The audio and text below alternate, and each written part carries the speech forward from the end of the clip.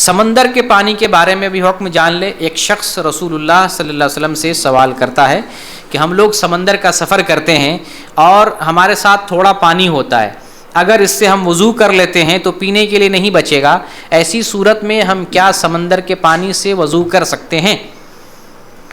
سوال کیا ہوا, سمندر کا ہم سفر کر رہے ہیں, ساتھ میں پانی ہے لیکن پانی زیادہ نہیں, تھوڑا ہے, نماز کا وقت ہو, وضو بنانا ہو, تو جو پانی ہمارے پاس ہے تھوڑا سا پانی ہے, وضو کر لیتے ہیں تو پینے کے لیے نہیں بچے گا, لیکن ہمارے پاس سمندر تو ہے, کیا ہم اس سمندر سے وضو کر سکتے, اس پانی سے وضو کر سکتے ہیں؟ تو رسول اللہ صلی اللہ علیہ وسلم نے بیان کیا, هو الطہور ماؤہ, اس سمندر کا پانی پاک ہے, الحل میتتہ, اور اس سمندر کا مردار حلال ہے. دو بات بتایا, سوال ایک تھا لیکن جواب آپ نے دو دیا. ہو سکتا ہے یہ دوسرا سوال بھی بندہ کرے اور ضرورت پڑ سکتی ہے, سمندر میں ہے, مچھلیاں بھی ہیں, اس کے اندر بہت ساری چیزیں بھی ہیں, تو آپ نے ضرورت کے لحاظ سے, موقع مناسبت کے حساب سے آپ نے مزید جواب دیا. تو کبھی کبھی سائل اگر ایک سوال کرے تو اس سے ریلیٹڈ اگر کوئی بات ہو جو ضروری بات ہو تو جواب دینے والے کو مزید جواب دے دینا چاہیے تاکہ پھر آگے وہ دوبارہ سوال نہ کرے. تو آپ صلی اللہ علیہ وسلم نے دو بات بتائی, ایک بات بتائی سمندر کا پانی پاک ہے, یعنی پاک ہے تو تم وضو کر سکتے ہو, اور اس سمندر کے اندر جو مردار ہے وہ حلال ہے. سمندر کے تعلق سے اہل علم کے درمیان اختلاف ہے, لیکن قرآن و حدیث کی روشنی میں جو مسئلہ واضح ہوتا ہے کہ سمندر میں جو بھی مخلوق ہے, جو بھی جانور ہے, اللہ تعالیٰ نے سارے جاندار کو ہمارے لیے حلال بنایا.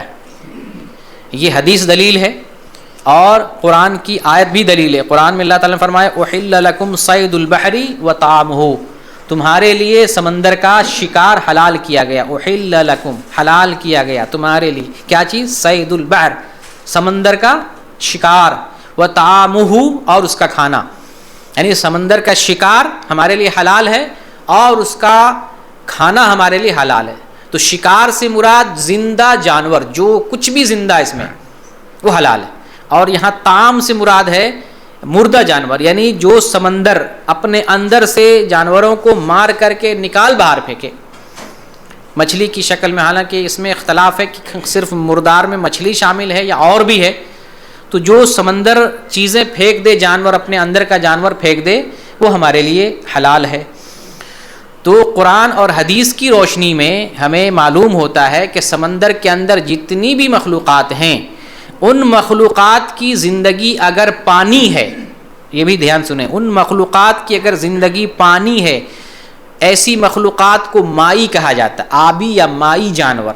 ماء مانے پانی, پانی والا جان, جس کی زندگی پانی ہے تو وہ ہمارے لیے حلال, چاہے جو کچھ بھی ہو, الا یہ کہ اگر کسی جانور میں ضرر ہو, خباثت ہو, اس کے اندر نقصان ہو, تو طبی اعتبار سے اس کو چھوڑ دیں گے. باقی جتنا بھی جانور ہے ہم سب کو کھا سکتے ہیں. بعض جانور ہوتا ہے اس کو کہتے ہیں بر مائی, ایک تو مائی ہو گیا پانی والا, ایک ہے بر مائی. بر مانے کیا ہوتا ہے؟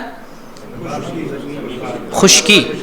بر ماں دونوں مکس کر کے بر مائی, جو خشکی میں بھی رہے اور سمندر میں بھی رہے, تو اس میں کچھ حلال ہے کچھ حرام ہے. تو برمائی جانور ہر حلال جو ہے, قاعدہ نہیں کہ برمائی بھی سارا حلال, نہیں, جو مائی ہے وہ سارا حلال ہے.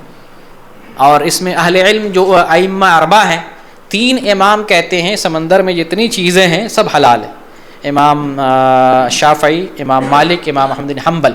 صرف امام حنیفہ کہتے ہیں کہ سمندر کی صرف مچھلی حلال ہے, باقی کوئی چیز حلال نہیں ہے. اور حتیٰ کہ احناف کے یہاں تو یہاں تک قول ملتا ہے کہ وہ مچھلی جس کو جو خود بخود مر کر کے آ جائے, مری ہوئی مچھلی حلال نہیں. حالانکہ حدیث میں واضح ہے کہ ہمارے لیے مری ہوئی مچھلی بھی حلال ہے.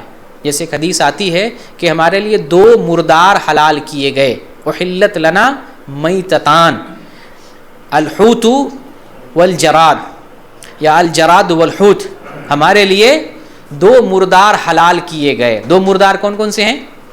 ایک ہے ٹڈی اور دوسرا ہے مچھلی, شاید لگتا ہے نہیں جانتے ہیں. 2 مردار ہمارے لیے حلال, مر بھی جائے تو بھی ہم کھا سکتے ہیں. ایک مچھلی ہے اور دوسرا ٹڈی.